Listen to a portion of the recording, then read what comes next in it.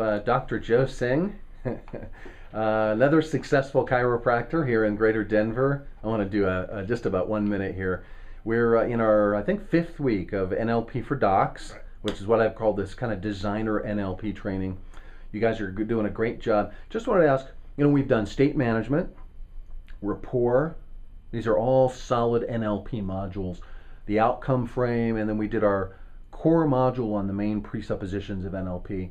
I just wanted to ask, what are some of the main takeaways you've gotten from this training so far? We're only about 1/3 of the way through the training. We've got representation systems and interventions, and then all the language patterns, the Milton model and the meta model. So we got a lot ahead of us.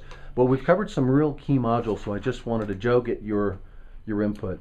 Yeah, since this is my first time, the biggest thing I've been really working on is rapport and Right. rapport with the patient, because like you've told us, we're always with people Yeah. every day in our offices. And so getting in people's minds how they think instead of how I think it has been really a big change in my practice and me as an individual to communicate with them a lot better, because I'm not pushing my world on them.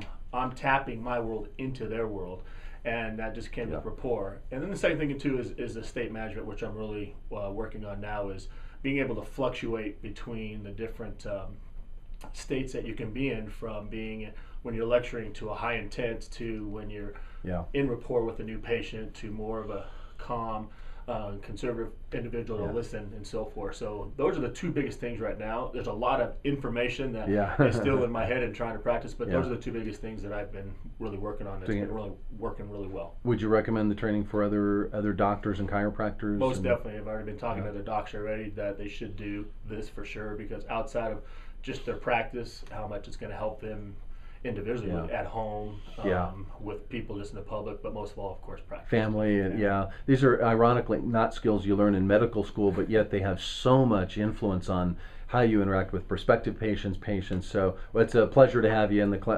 course. Pleasure to be here. And thank you, Joe. We'll check in with you later. All right, thank you. Thanks, Joe.